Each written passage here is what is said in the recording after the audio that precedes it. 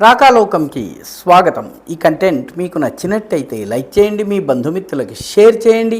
ఇప్పటి వరకు సబ్స్క్రైబ్ చేసుకోకపోతే సబ్స్క్రైబ్ బటన్ని నొక్కండి. అదేవిధంగా బెల్ ఐకాన్ని కూడా తప్పనిసరిగా నొక్కండి. జై హింద్ మిత్రులారా.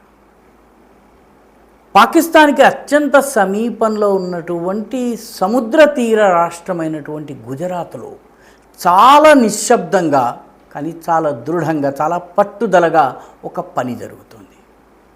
నిజానికి గుజరాత్ యొక్క సౌరాష్ట్ర ప్రాంతం కానీ, కచ్ ప్రాంతం కానీ పాకిస్తాన్కి చాలా దగ్గరగా ఉంటుంది. అనేక నాలాలు, అదేవిధంగా లోపలికి వచ్చేటటువంటి ఉప్పుటేర్లు, వీటితోటి ఆ ప్రాంతంలోకి చొరబాటు చాలా సహజంగా జరుగుతుంది. దీనిని అరికట్టేందుకు గుజరాత్ ప్రభుత్వము, కేంద్ర ప్రభుత్వానికి సంబంధించినటువంటి కోస్ట్ గార్డ్, అదేవిధంగా ఇండియన్ నేవీ, ఈ మూడు కూడాను చాలా పట్టుదలతో పనిచేస్తున్నాయి. గుజరాత్లో ఇప్పటి వరకు ఒక్క ద్వారక, దాని చుట్టుపక్క ప్రాంతాల్లోనే, ద్వారక సముద్రపు ఒడ్డున ఉంటుంది. శ్రీకృష్ణుని యొక్క రాజధాని, ఆయన ద్వారకాధీశుడు. ఆ ప్రాంతంలో ఒక్క ద్వారక చుట్టూ ఉండేటటువంటి 6-7 ద్వీపాలలోనే 350 అక్రమ మజార్లు, మసీదులు, దర్గాలు, ఆ తరువాత మత సంస్థలు, మద్రసాలు, స్కూళ్ళు, ఇళ్ళు, ఇవన్నీ కూడాను ఉన్నాయి. వీటన్నిటినీ గుజరాత్ ప్రభుత్వము, కోస్ట్ గార్డ్ కలిసి, మెరైన్ పోలీసు, ఈ ముగ్గురు కలిసి మొత్తం కుప్పకూల్చేశాయి. గత సంవత్సరం నుంచి ప్రారంభమైనటువంటి ఈ ఆపరేషన్స్ భారీ కట్టుదిట్టమైనటువంటి వ్యవస్థ మధ్య ఈ బుల్డోజర్లు పనిచేసి మొత్తము తుడిచిపెట్టేస్తున్నాయి.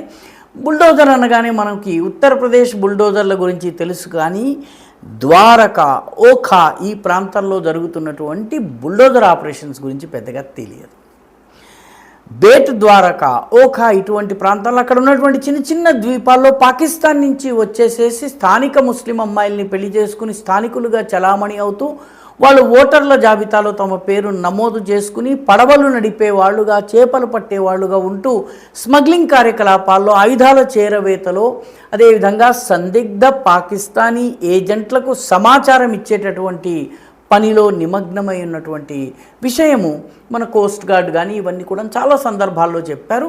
నిజానికి ముంబై దాడి జరగడానికి ముందు కరాచీ నుంచి బయలుదేరినటువంటి కసాబ్ బృందం ఏదైతే ఉందో అది ఈ జఖావ్ పోర్ట్ దగ్గరికి వచ్చి అక్కడ భారతదేశానికి చెందినటువంటి ఒక ట్రాలర్, చేపలు పట్టుకునేటటువంటి పడవని కబ్జా చేసుకుని ఆ పడవలో ఉన్న వాళ్ళని చంపేసేసి ఆ పడవ ద్వారా వచ్చారు.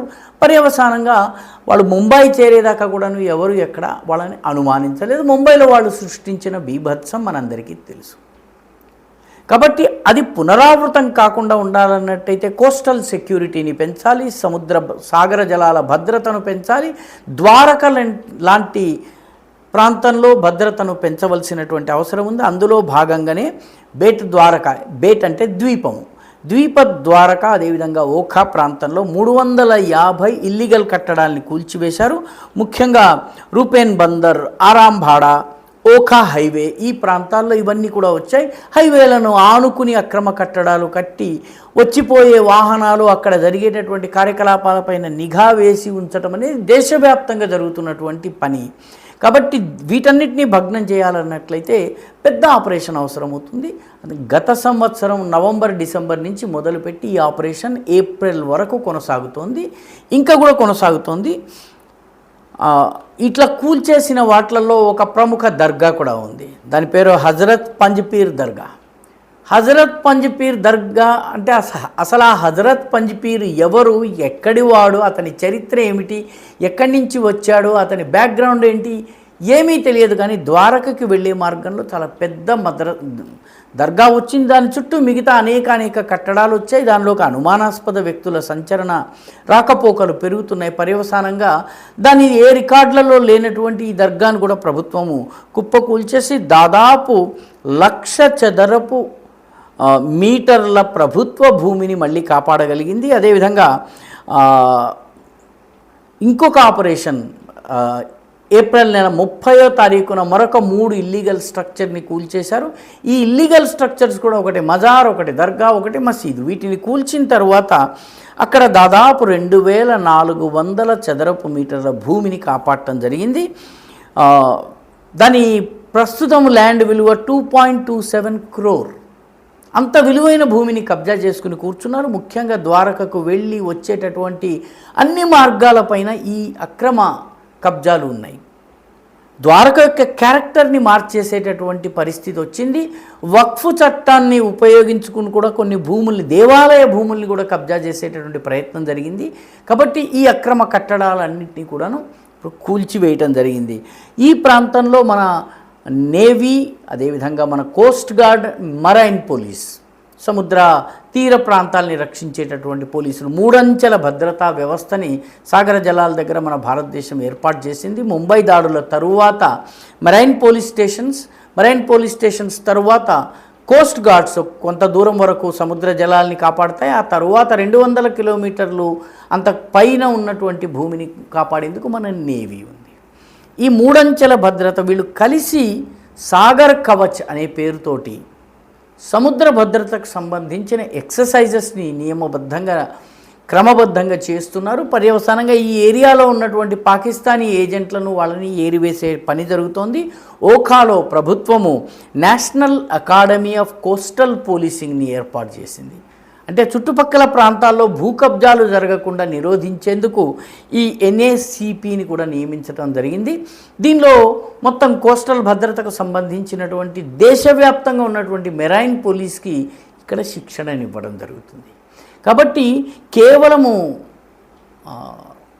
ద్వారక మాత్రమే కాదు, సోమనాథ్ కావచ్చును, పోర్బందర్ కావచ్చును, భరూచ్ కావచ్చును, ఈ ప్రాంతాలన్నింటిలో కూడాను సాగర తీరంలో ఉన్నటువంటి కచ్, సౌరాష్ట్ర ప్రాంతంలో చొరబాట్లను నిరోధించేందుకు, అక్రమ భూ కబ్జాలను నిరోధించేందుకు, అక్రమ కట్టడాలు రాకుండా చేసేందుకు భారీ ఎత్తున గుజరాత్లో ఆపరేషన్ జరుగుతోంది. బేట్ ద్వారలో జరుగుతున్నది అసలు పెద్దగా ప్రచారం లేకుండా జరుగుతోంది. కానీ 1,00,000 చదరపు మీటర్ల భూమిని ఇప్పటి వరకు విముక్తం చేయడం జరిగింది. ఈ ఆపరేషన్ కొనసాగుతుందని చెప్పి గుజరాత్ ప్రభుత్వం చెప్పింది.